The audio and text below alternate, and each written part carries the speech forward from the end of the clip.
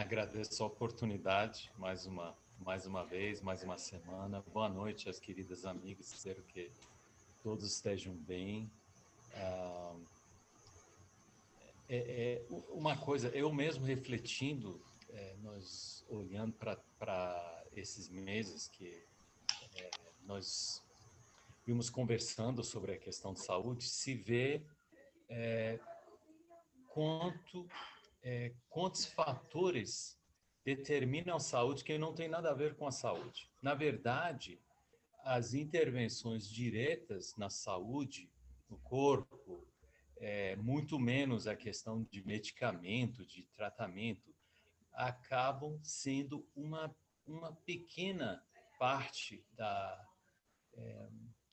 do cenário. Então, tem sido, para mim, mais uma vez, pesquisando, aprendendo, tem sido uma aprendizagem muito grande. Nós começamos em março para abril, eu nem tô lembrando a primeira data nossa, mas eu me lembro que uma das primeiras colocações foi que não se trata de uma crise sanitária. Isso está se mostrando como um problema de saúde, mas é outra coisa. E, na verdade, na vida da sociedade e de cada um de nós, a questão de estar, não apenas estar livre de doença, mas estar com saúde, estar bem e estar pleno,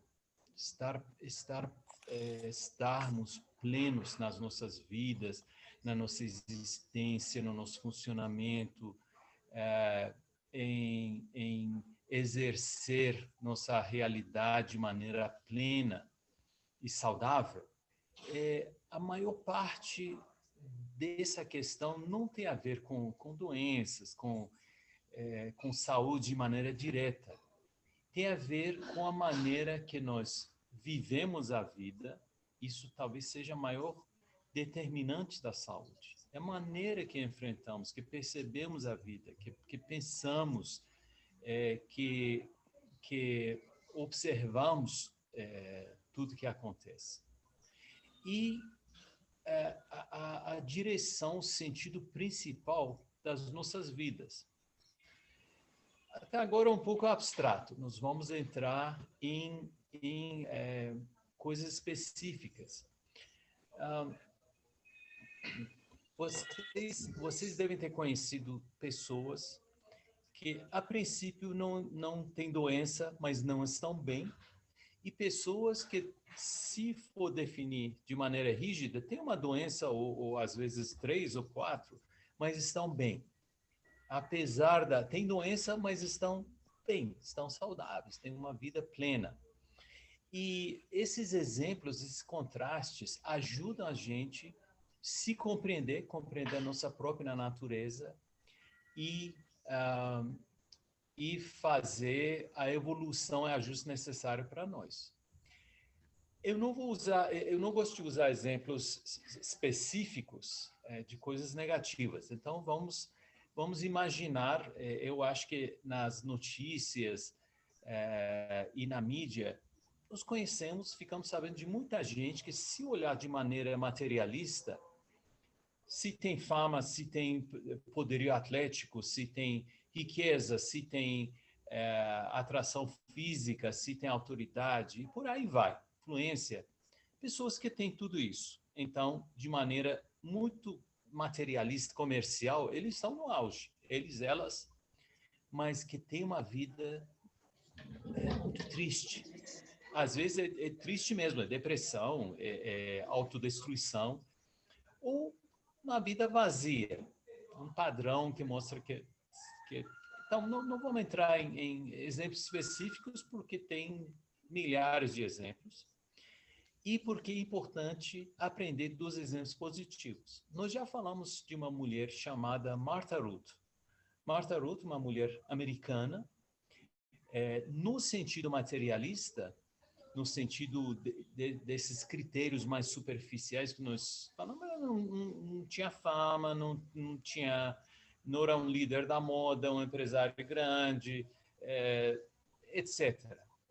Aliás, ela mais ou menos no tempo que conheceu Abdu'l-Bahá, ela foi diagnosticada com nódulos na mama, que acabaram sendo um câncer. E ela, os 27 anos, gente, 27 anos, ela viveu com esses nódulos. O que ela fez durante esses 27 anos vai muito mais do que uma vida plena. Ela viveu uma vida extraordinária, viveu uma vida memorável, viveu uma vida cujas recordações enchem livros e livros e talvez sejam iguais a 10, 20, 30 vidas de outras pessoas. Qual a diferença dessa questão de uma vida plena? A plenitude começa, sem dúvida, no ser humano conhecer sua própria natureza. Então, dado que o ser humano tem uma natureza espiritual que domina o resto da vida, é praticamente impossível alguém ter uma vida completa de qualquer maneira sem viver essa realidade espiritual. Como isso se traduz? Então, eu vou mostrar uma... Ana Paula, se puder habilitar para eu compartilhar a tela, sem pressa. Então, essa questão de viver uma vida plena começa com o nosso olhar. Tudo começa com onde nós colocamos nosso olhar. Vamos ver se funciona agora.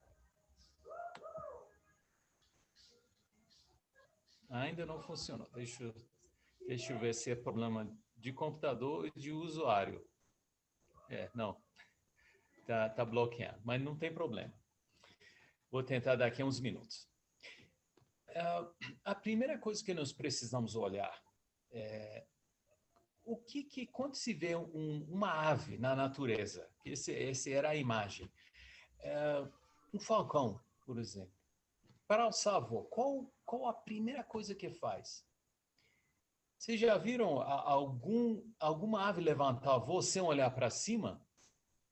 Porque qualquer ave que faça isso, eu acho que já ficou extinto há milhões de anos, porque não funciona. Você tem que olhar para onde quer voar. Então, eu vou tentar mais uma vez. Eu acho que não tá funcionando. Que você já está habilitado como co-host, então era para funcionar. Ok, não, acho que era problema de usuário mesmo. Pronto. Uhum. Então, tem várias ações que um pássaro, nesse caso, esse é um falcão, tem que realizar quase que simultaneamente para poder voar, para poder subir. Mas o central, e talvez a primeira ação, é de olhar para cima.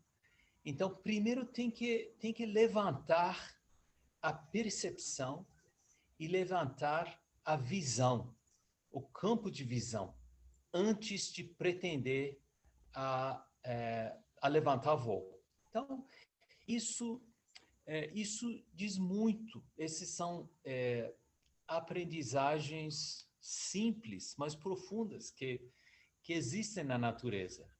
Nós, seres humanos, para viver uma vida plena e saudável, primeiro temos que levantar a nossa visão, temos que olhar mais alto, temos que reconhecer que somos muito mais do que um corpo cheio de órgãos e assim assado ou cheio de ornamentos.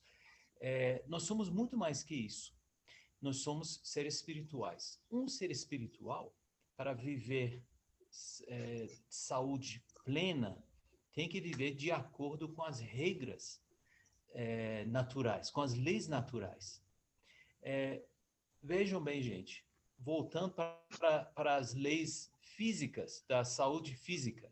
Se alguém, se alguém não souber que tem que receber vitamina C para estar saudável, não é por não saber que não vai ficar doente. As leis funcionam, saibamos ou não, reconheçamos ou não. Então, se souber sim, se souber ou não que o fumo faz mal. Tem gente que nega a vida inteira agora. A lei natural funciona independente da nossa consideração ou não. A mesma coisa acontece com a saúde espiritual. Ah, assim, continuando entre a comparação da saúde física e saúde espiritual, quais são alguns dos pontos, dos pré-requisitos importantes para uma saúde física boa? Estamos falando de coisas básicas. É nutrição. É nutrição boa, uma nutrição sólida, que poderia, de maneira simplista, ser assemelhado à oração. O repouso, o sono, que poderia ser assemelhado à meditação. A vacinação, o reforço das defesas do corpo, que nas escrituras assim, protege contra influências maléficas externas, que de alguma maneira poderia ser assemelhado ao período de jejum. E o que Baha'u'llah e Abdu'l-Bahá falam sobre os efeitos, a influência do jejum, que protegem e fortalecem contra malefícios contra a nossa espiritualidade. O que faltou de importante até agora? O que acontece se alguém dorme bem, comer bem, tomar todas as vitaminas, vacinas e tudo, mas só ficar sentado no sofá? Então, com tudo isso, não vai ser uma pessoa saudável. Faltou um elemento chave, fundamental, que é a ação, a atividade. O sedentarismo literalmente mata. E a mesma coisa pode ser dito sobre os perigos do sedentarismo espiritual. Por falta de uma...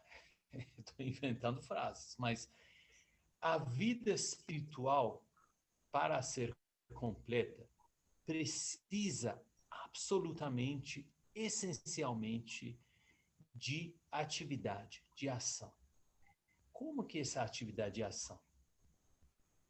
Claro que a adoração faz parte, mas a adoração, no pensamento Bahá'í, adoração é serviço, faz parte do serviço. E o serviço faz parte da adoração. Os dois não são tão separáveis como antigamente se pensava.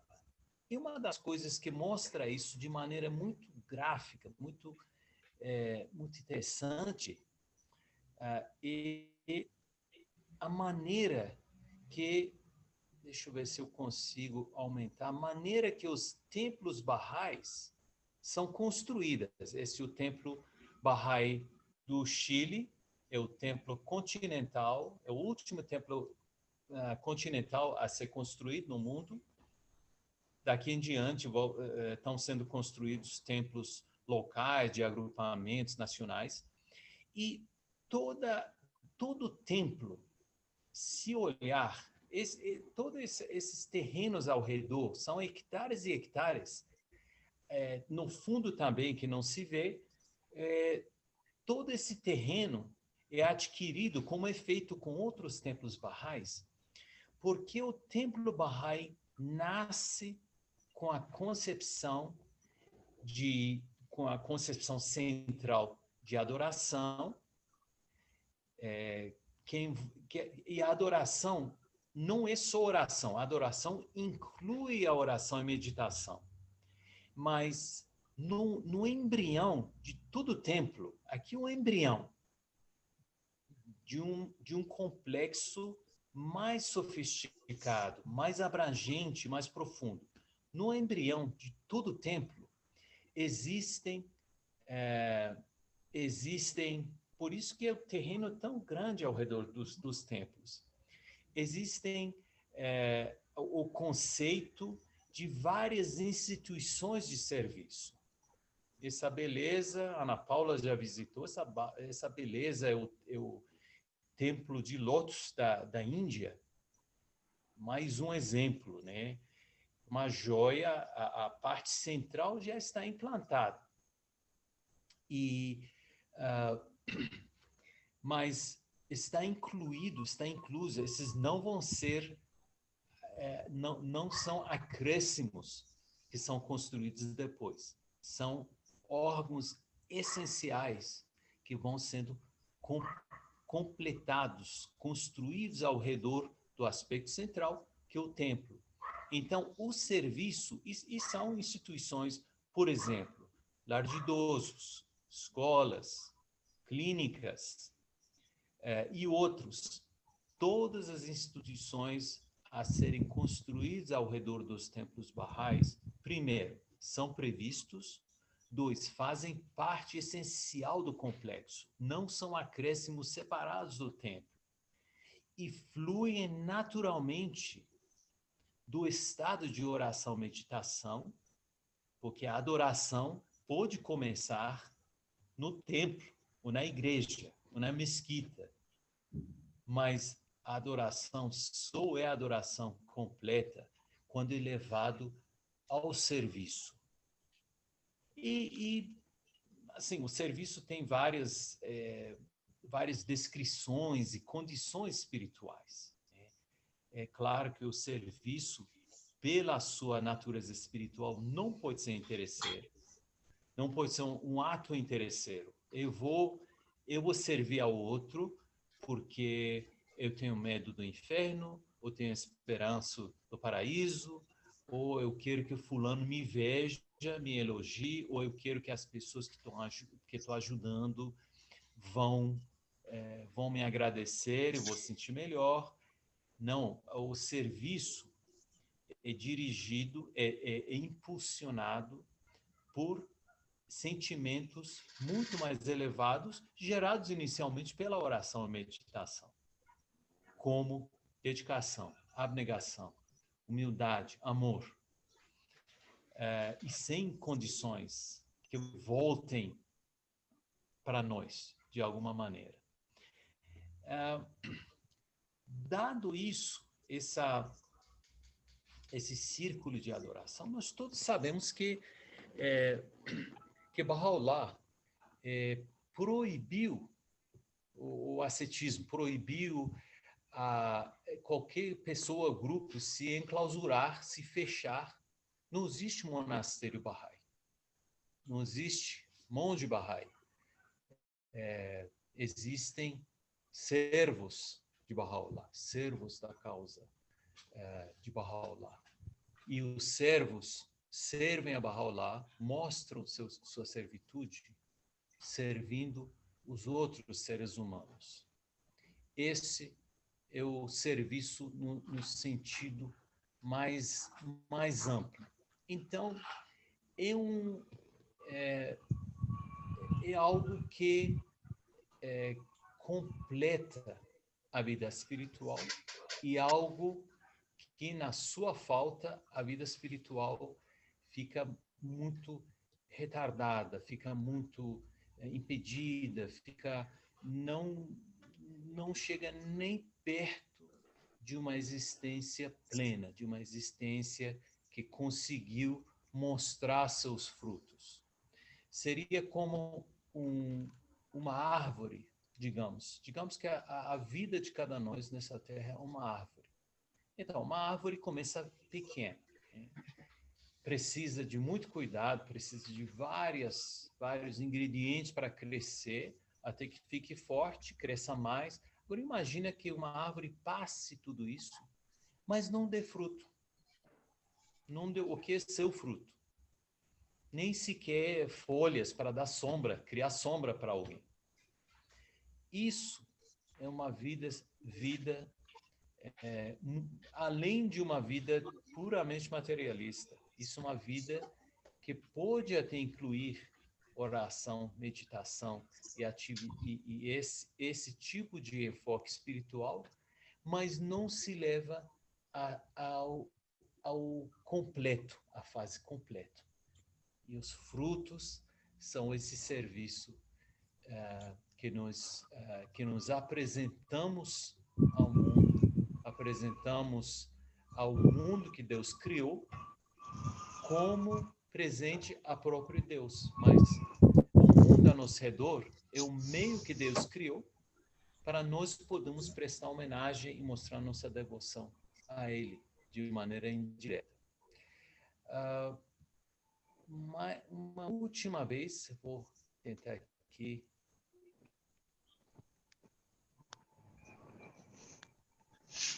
Então, voltando à questão da percepção, deixa eu ver se eu consigo aumentar isso um pouco mais. Voltando à questão da percepção, o que ajuda muito o ser humano, todos nós, essa questão, é uma repetição, uma lembrança regular, pelo menos 2 vezes por dia ou mais, da nossa natureza verdadeira e de onde nosso olhar deveria estar fixo. Porque ao baixar o olhar, e isso acontece inconscientemente pelos muitos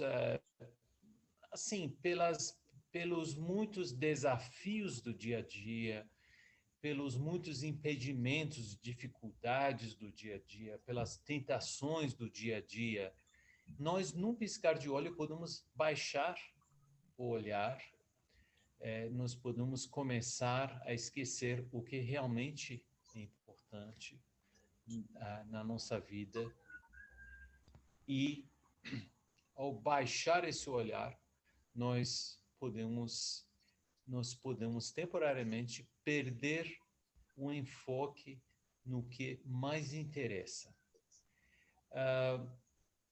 Então, eu não vou falar mais hoje para ter um pouco mais de tempo para conversar e eu acho que Ana Paula, eu acho que quase estou aprendendo como compartilhar essa tela.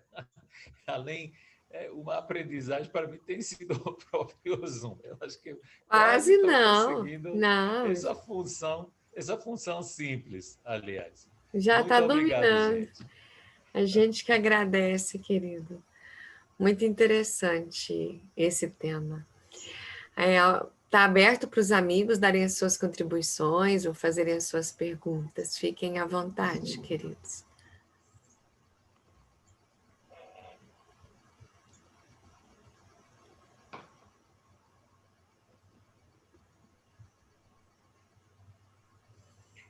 Dariush, você podia voltar um pouquinho atrás, que eu ia tomar nota, mas não consegui.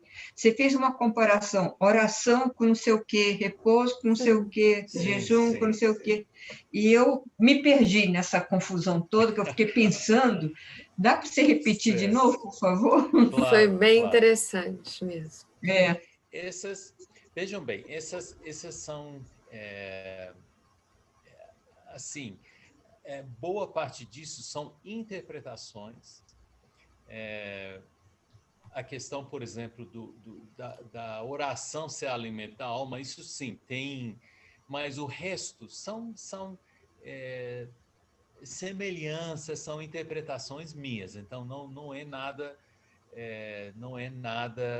o resto não é especificamente, diretamente das escrituras de Bahá'u'lláh, mas dá a entender que tem certa semelhança. Então, a oração, eu assemelhei a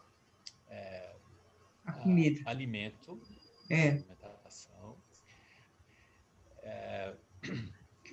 O repouso, a meditação, porque tem uma diferença entre oração e meditação.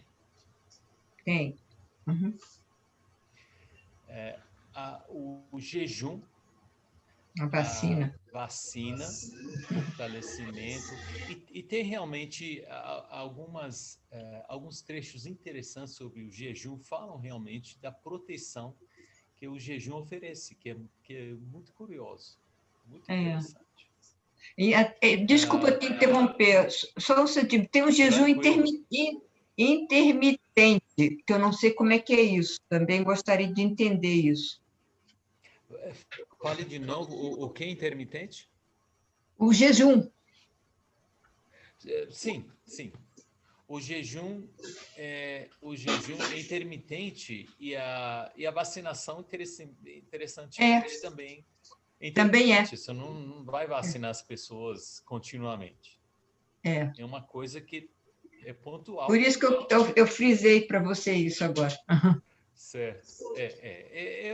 Antes de continuar com o próximo ponto de comparação, muito do que nós estamos começando a entender, eu estou falando de mim, começando a entender e descobre coisa que às vezes é simples,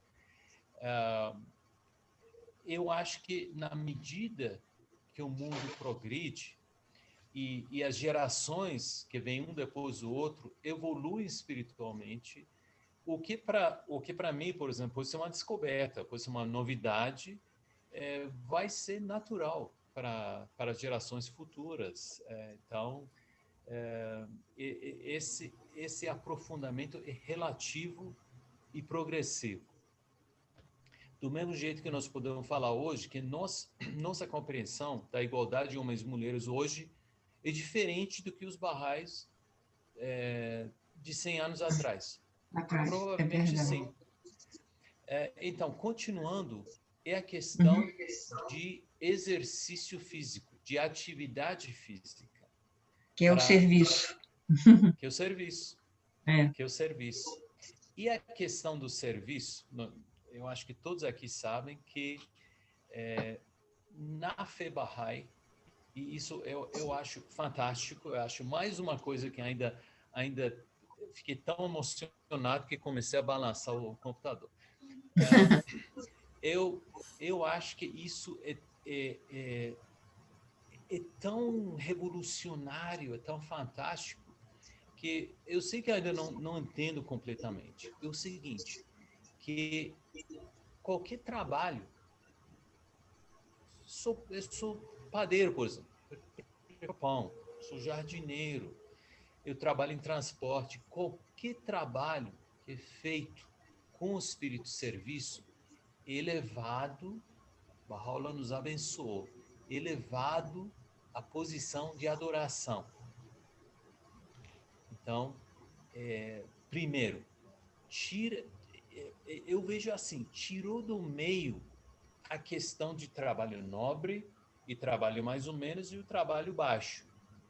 O que determina a posição elevada do trabalho de cada um é sua postura de serviço. Se tem ou não tem, se tem um pouquinho, se tem muito, se é pureza completa naquilo. Então, nós poderíamos estar elevando nosso dia a dia a uma adoração contínua, adoração 8 horas por dia, 10 horas por dia. Que bênção ímpar. E eu acho muito bom a questão de eliminação de trabalho assim, que antigamente se chama, tudo era dividido, ainda de nobreza, de elite, de plebeu, não sei o quê, de classe trabalhador, de classe artesão. Então, nós não temos isso. Isso não existe. E o que eleva, apesar do professor ter, assim, a educação tem uma posição diferenciada. Isso é uma coisa à parte. Mas, de modo geral, não é que eu sou banqueiro, que eu estou lá em cima e outro não. Muito pelo contrário, pode ser que eu sou banqueiro que não tem pouco serviço de adorar. Nada contra banqueiro, né? Ou sou uma autoridade e eu me acho, mas talvez espiritualmente, pesando espiritualmente o que eu estou fazendo, talvez eu seja desse tamanho, comparado com alguém que faz trabalho simples, mas um gigante espiritual na sua dedicação, na sua postura de serviço. Então, eu me prolonguei na resposta, mas faltou alguma coisa? Não. Ficou completo. Muito interessante quando você estava fazendo exatamente essa brincadeira, né? E essas comparações, relações da matéria e as questões relacionadas a elas e o espírito. Antes de você citar o jejum, querido Darius, quando você falou em proteção, eu pensei nas leis, nos princípios, né, que muito nos protegem, para que a gente siga um caminho melhor que possa nos trazer essa vida mais plena, né? Aí, quando você falou do jejum, eu falei, poxa, eu não pensei no jejum, mas realmente, o jejum, né, Uma é proteção. fantástico, né? E trabalha em cima do nosso imunológico, a gente já sabe que tem várias pesquisas em cima disso, né? Mas eu fiquei pensando qual poderia ser, né, com relação à nutrição, eu já até brinquei do jeito que você fez aí também, né, com relação à oração ser a água da vida, e quando nós não praticamos a oração, nós ficamos desnutridos e também desidratados, né? Então, é o alimento e a água, né? Então, são as duas coisas, né? A gente fica desnutridos por não ter o alimento e também ficamos desidratados por não estarmos bebendo dessa água divina, que são as palavras sagradas. Sim. E aí agora você trouxe o sedentarismo espiritual. Não, se completam, né?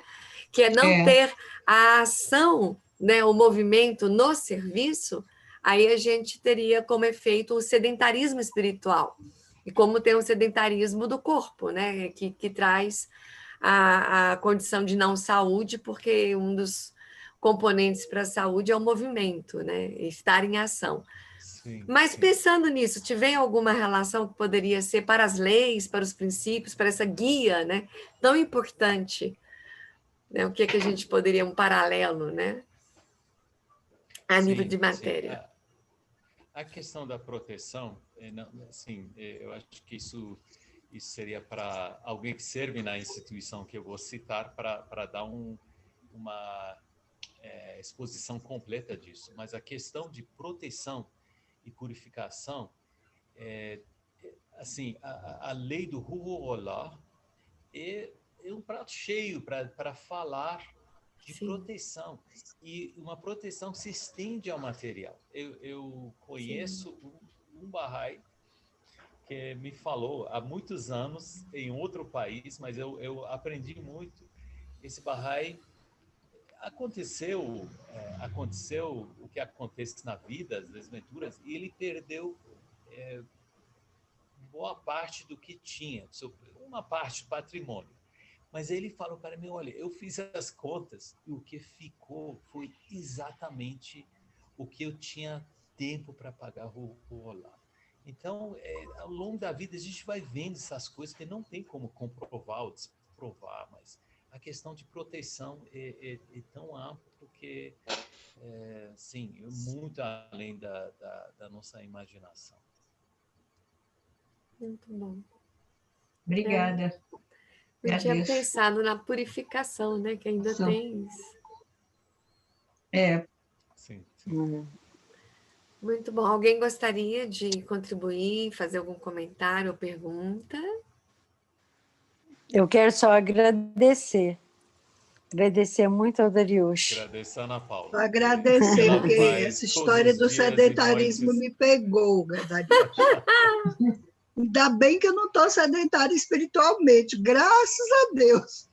Não, nenhum de nós. Mas eu pensei, essa questão de de monges e monastérios, sim, eu não estou julgando nenhuma pessoa, estou falando do ato, da questão do sistema de vida. Sim, eu entendi. E poderia ter tal coisa, eu imagino, como indulgência espiritual. Eu sou espiritualizado, mas eu vivo na indulgência espiritual. Eu estou virado para mim. Eu só faço oração para eu me elevar, eu me salvar, eu me purificar, sem olhar para o outro, sem olhar para o resto do mundo. E apesar desse estado ser mais elevado do que a vida material, num estado mais elevado, tudo sendo relativo, é ainda um certo estado de indulgência, comparado com aquilo que vive uma vida e compreensão espiritual plena, mas além disso, é virado para os outros e assim consegue achar sua evolução plena. Esse é um paradoxo interessante ou até cruel do ser humano, de quanto mais nos olhamos para nós, mais infelizes ficamos, e quanto mais olhamos para os outros, quanto mais priorizamos os outros, mais felizes ficamos. Uma coisa estranha. Dentro dessa linha é o compreender, né, como que quanto mais se dá, mais se tem, né, mais recebe, mais ganha, né? Também tem essa mesma relação. E a gente sabe que é bem isso mesmo, né? Muito curioso. Muito bom, queridos. Uma boa noite para todos. Lembrando que as 2 próximas quintas nós estaremos nos dedicando à conferência de ensino, exatamente para que a gente possa entrar numa academia aí, para que a gente sirva da melhor forma possível, né? Acho que o estudo do material da conferência vai ser bem isso, é intenso, é uma maratona, né, de aprendizagens para que a gente possa estar no campo de serviço, né? Então, que todos nós possamos dedicar mais tempo a este momento que vai até o dia 15 e depois a gente retoma com as atividades. Uma boa noite. Antes dessa pausa, eu quero agradecer a Ana Paula e todos os colaboradores, porque o que vocês fazem não deixa ser fácil. Assim, todo dia pela manhã, cedo, toda tarde. Eu agradeço, nós todos recebemos as bênçãos do esforço e constância de vocês. Muito obrigado. Esse ponto de luz, né? Muito bom. Obrigada, Dariush. Gratidão. E nós recebemos tanto também. Uma boa noite a todos. Gratidão, boa querido noite. Pela sua disponibilidade.